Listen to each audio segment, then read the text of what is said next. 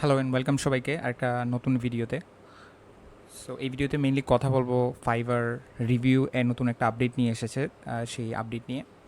So mainly আগে যেটা হতো যে আমরা অর্ডার সাবমিট করার পর ক্লায়েন্ট হচ্ছে অর্ডার রিভিউ দিতে পারতো, বাট এখন নতুন আপডেট যা এসেছে তা হচ্ছে যে আমরা অর্ডার যদি ক্যান্সেলও হয়, বায়ার রিভিউ দিতে পারবে, তার এক্সপিরিয়েন্স কেমন ছিল, কেন অর্ডারটা ক্যান্সেল হলো, এই জিনিসগুলো সে রিভিউ দিয়ে জানাতে পারবে। বাট এই ক্ষেত্রে সার্টেন কিছু কন্ডিশন আছে, সো আমাদের প্যানিক হওয়ার কোনো কারণ নাই, কারণ হচ্ছে এই কন্ডিশনগুলো খুব স্পেসিফাইড।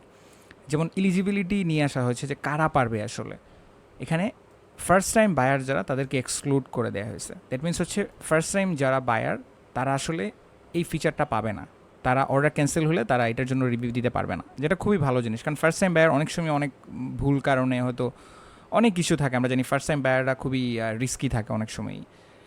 সো এটা তারা পারবে না, এবং আমরা যারা সেলার আছি, যারা আবার বায়ারও, যারা আবার অর্ডারও প্লেস করি মার্কেট প্লেসে, তারাও কিন্তু এই রিভিউটা দিতে পারবো না যদি অর্ডার ক্যান্সেল হয়। টাইম ফ্রেম হচ্ছে 14 days। ক্যান্সেল হওয়ার 14 দিনের মধ্যে আমাদেরকে রিভিউ দিতে হবে, বা বায়াররা রিভিউ দিতে পারবে, তারপরে কিন্তু আর পারবে না।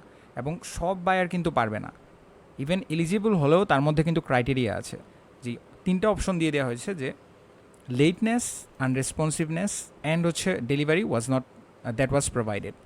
তার মানে হচ্ছে কি, আমি যদি অ্যাজ এ সেলার আমি একটা অর্ডার ডেলিভারি করে দিয়েছি, তারপর হচ্ছে এই তিনটা ইস্যুর কারণে, এই তিনটা ইস্যু যদি থাকে, অকারেন্স হয়, দেন হচ্ছে বায়ার আসলে অর্ডারটা ক্যান্সেল হওয়ার পরেও আমাকে একটা ফিডব্যাক দিতে পারবে। লেটনেস ডেফিনেটলি আমি যদি টাইম এক্সটেন্ড করি কয়েকবার, যে হ্যাঁ টাইম এক্সটেন্ড করার পর তারপরে অর্ডারটা ক্যান্সেল হচ্ছে, সো ওই ক্ষেত্রে ক্লায়েন্ট ফিডব্যাক দিতে পারবে অর্ডার ক্যান্সেল হওয়ার পরেও। আমি যদি রেসপন্স প্রপারলি না করি, আমার আসলে রেসপন্সে লেকিংস ছিল, হ্যাঁ, ওই ক্ষেত্রে ক্লায়েন্ট পারবে। এবং আরেকটা কেস হচ্ছে যে আমি অর্ডার ডেলিভারি করে দিয়েছি, বাট অর্ডারটা ক্লায়েন্টের কোনো কারণে এক্সপেকটেশন অনুযায়ী মিট হয় নাই, বা হচ্ছে এইরকম ইস্যুতে যে আমি অর্ডার ডেলিভারি করে দিচ্ছি তারপর ক্যান্সেল হয়েছে, ওই ক্ষেত্রেও ক্লায়েন্ট পারবে। এই ক্ষেত্রে I think as a enterprise organization like ফাইবারের জায়গায় যদি আমি থাকতাম, তাহলে আমি আসলে এই জিনিসগুলো আরও ট্রান্সপারেন্সি নিয়ে আসার জন্য, কারণ এরকম অনেক অর্ডার থাকে যেগুলোতে আমাদের কিছু লেকিংস থাকে এজ এ সেলার, আমরা হয়তো কোনো পার্সোনাল কিছু চলছে বা সামথিং ইজ গোয়িং অন, দেন আমরা আসলে ওইরকম ফোকাস করি না। কিছু অর্ডার থাকে এরকম যে আমাদের প্রফেশনালিজমটা আপ টু মার্ক থাকে না।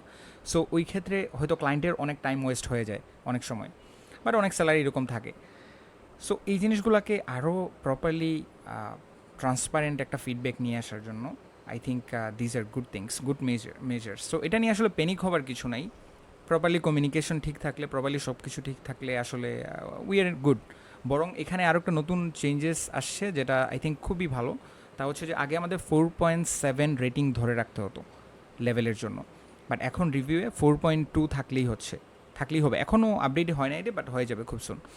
সো এটা আসলে খুবই একটা একটা ফ্লেক্সিবিলিটি দিচ্ছে আমাদেরকে অ্যাজ এ সেলার, কারণ হচ্ছে 4.7 রাখাটা কম্পারেটিভলি চ্যালেঞ্জিং কম্পেয়ার টু 4.2।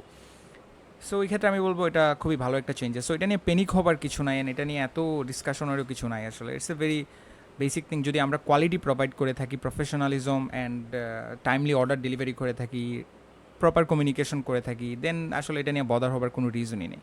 বরং এরকম হতে পারে আরও যে অনেক হয়তো বা ডিফারেন্ট রিজনে আমাদের অর্ডার ক্যান্সেল হয়ে যাচ্ছিল, তো হয়তো ক্লায়েন্ট পজিটিভ কিছু লিখে দিতে পারে এখানে, যে হ্যাঁ আমার লিকিংস ছিল এই কারণে আমি আসলে করতে পারিনি, but seller was top notch.